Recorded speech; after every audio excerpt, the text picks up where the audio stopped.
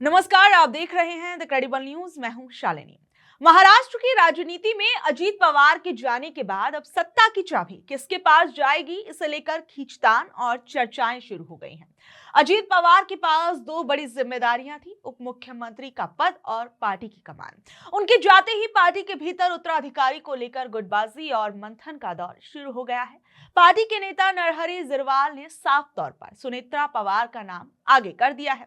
उनका कहना है कि कार्यकर्ताओं और जनता की भावना तो यही है कि अजीत पवार की विरासत उनकी पत्नी ही संभालें, और इससे ये संकेत मिलता है कि पार्टी का एक बड़ा धड़ा उन्हें नेता मानने को तैयार है।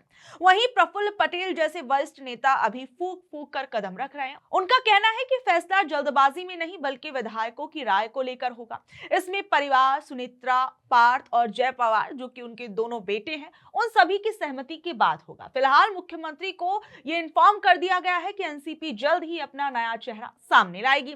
देखिए, सुनेत्रा पवार का नाम इसलिए भी चर्चा में है क्योंकि वो पहले से राज्यसभा सांसद हैं। वो एक प्रभावशाली राजनीतिक परिवार से हैं और मैं आपको बता दूं कि वो पदम सिंह पाटिल की बहन है और सालों तक पर्दे के पीछे रहकर उन्होंने बारामती का चुनावी प्रबंधन भी संभाला है।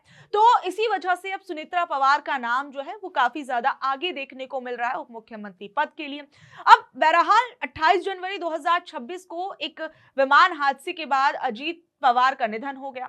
उसके बाद उनकी राष्ट्रवादी कांग्रेस पार्टी के बिखरने की कगार पर पहुंच गई। पार्टी के अंदर अब साफ रूप से दो फाड़ भी नजर आ रही है, जिसने महाराष्ट्र की महायुति सरकार और खासकर बीजेपी की नींद उड़ा दी है। सूत्रों का कहना है कि पार्टी का एक खेमा अभी भी सत्ता के साथ जुड़ा रहना चाहता है।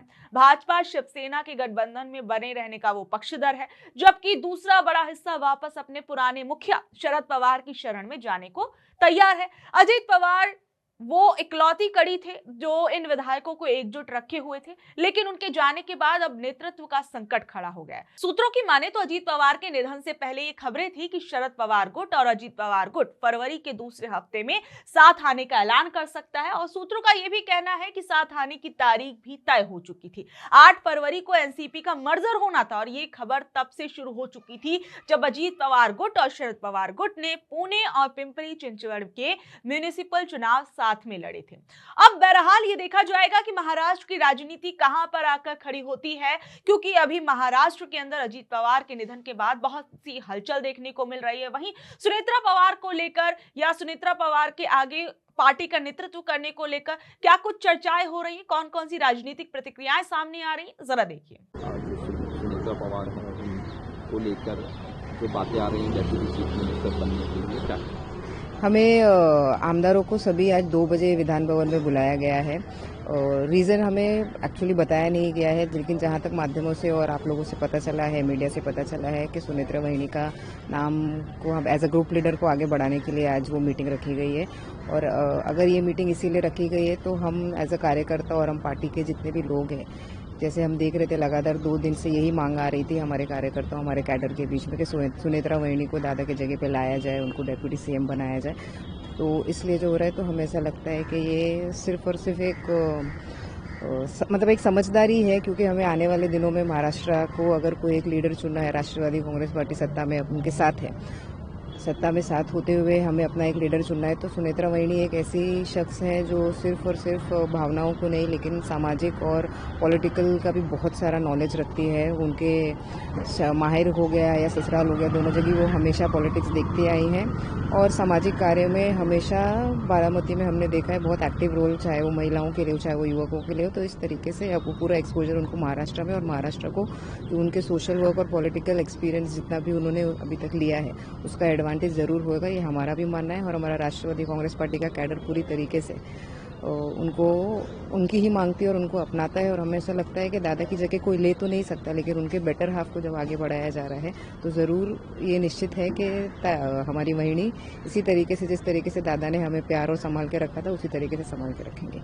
शरद पवार जी का बयान आया कि अजीत पवार एक काम करने वाले नेता थे, लोगों को समझने वाले नेता थे, और जब ये पूछा गया कि जो सुनेत्रा हैं उन्हें डेप्यूटी चीफ मिनिस्टर बनाने की बात हो रही है, तो क्या इस बारे में मुझसे नहीं पूछा गया है, आप क्या कहें? कल के दिन पवार कुटुंब सब उनके जितने भी प्रोसीजर्स थे उसमें बिजी थे।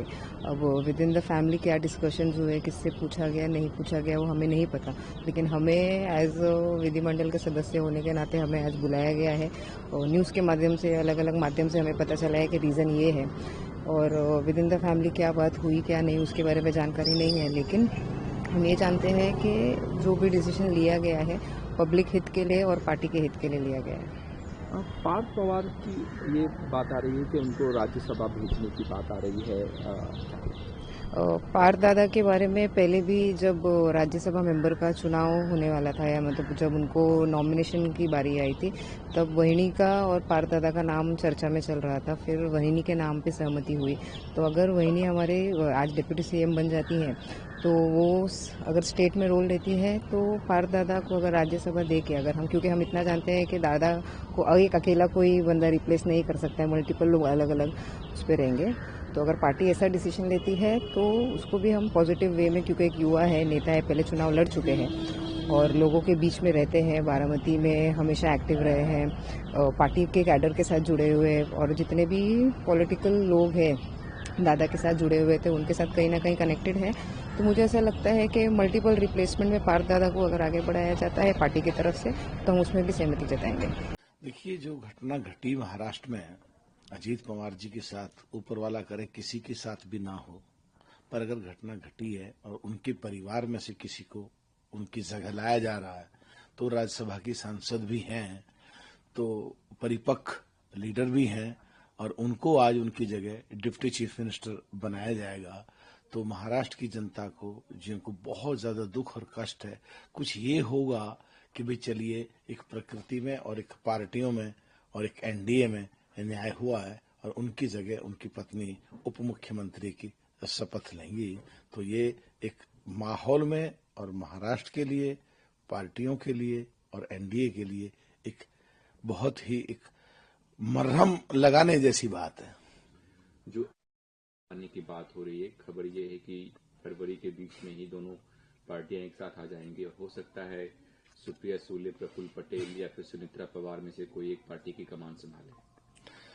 देखिए, ये चर्चाएं और बातें तो उनके जीवित रहते हुए भी चल रही थी, और कुछ म्युनिसिपल कॉरपोरेशन के चुनाव में एक ही जगह मिलकर भी और एक ही चिन्ह पे कई जगह लड़े भी थे, और राजनीतिक संभावनाओं का खेल है। अगर वो इकट्ठे होकर के आएंगे और एनडीए और मजबूत होगा, तो मेरे हिसाब से ये महाराष्ट्र के लिए, महाराष्ट्र की जनता के लिए अच्छा होगा। अजीत पवार के मौत के जांच शुरू कर दिया है इसकी। देखिए, इस तरह की घटना एक हिला देने वाली घटना थी। एक बहुत बड़ा पहाड़ टूटा पूरे महाराष्ट्र पे या पूरे देश पे, और ये घटना अगर घटी है तो कहाँ चूक हुई, क्या क्या कारण थे, क्या क्या तकनीकी चीजें थी, उस दिन मौसम कैसा था, तमाम पहलुओं पे जांच के लिए जिम्मेदारी सीआईडी को सौंपी गई है। रिपोर्ट बाहर आएगी तो सबके सामने हो जाएगी, और आगे भविष्य में इस तरह की घटनाएं ना हो, उन पे भी फिर सावधानी बरती जाएगी। अजीत दादा इस दुनिया में नहीं रहे, तो उनकी जगह कौन डिप्टी चीफ मिनिस्टर बनता है, ये उनका आंतरिक मामला है, निजी विषय है। हमारा विषय ये है कि महाराष्ट्र में लोगों का भला कैसे हो। महाराष्ट्र में जो उद्योगपतियों को जमीन मुंबई की बेची जा रही है वो कैसे रुके, पुणे में जमीन कैसे रुके। हमारा मसला जन उपयोगी कामों का है। कौन डिप्टी चीफ मिनिस्टर बनता है, कौन नहीं बनता, ये महायुति का अपना निर्णय है। एक और इसी के साथ अहम सवाल है, अजीत पवार की निश्चित तौर पर करनी चाहिए, सारे एंगल्स की जांच होनी चाहिए, और उस जांच में निश्चित तौर पर जो भी निकले वो सबके सामने आना चाहिए। क्योंकि एक विमान दुर्घटना में एक इतने बड़े नेता की मृत्यु हुई है, इससे पहले अहमदाबाद में विजय रूपानी साहब की, उससे पहले जनरल रावत की, ये लगातार जितने हादसे हो रहे हैं इनके बारे में जांच तो होनी चाहिए, विस्तृत जांच होनी चाहिए, ताकि दूध का दूध पानी का पानी हो सके। सबसे पहले तो मैं दादा अजीत पवार जी के जो प्लेन क्रैश हुआ उस पर बहुत हताहत हूँ, बहुत अपने को उनके दुख के साथ जोड़ता हूँ कि ये घटनाएं इतनी गलत हुई। जो टेक्निकल कमियाँ थी उनको दूर करना चाहिए, ताकि ऐसी दोबारा घटना न हो।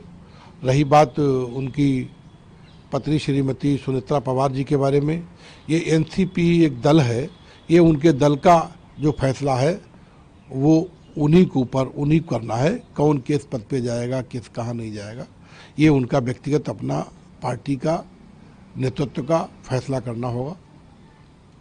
इस पूरे मामले सीआईडी ने जांच के आदेश दिए हैं कि कैसे वो दुर्घटना हुआ, प्लेन क्रैश हुआ है, और इसी पर आप पार्टी का ये भी कहना है कि जिस तरह की राजनीति चल रही है, बीजेपी सत्ता में रहने के लिए कुछ भी करने के लिए बेताब है। ये आम आदमी पार्टी की गलत सोच है। किसी के साथ दुर्घटना घटना ये कोई पार्टी नहीं चाहती है। ये हमारी पार्टी के सभी नेताओं ने बहुत दुख व्यक्त किया है। ये दुख व्यक्त करता हूं मैं भी कि ऐसी दोबारा घटनाएं ना हो। तो बहरहाल अब आप लोग इस बारे में क्या कुछ कहेंगे, नीचे दिए कमेंट बॉक्स में जरूर बताइएगा और ऐसी अपडेट से जुड़े रहने के लिए देखते रहिए द क्रेडिबल न्यूज। मैं हूं शालिनी।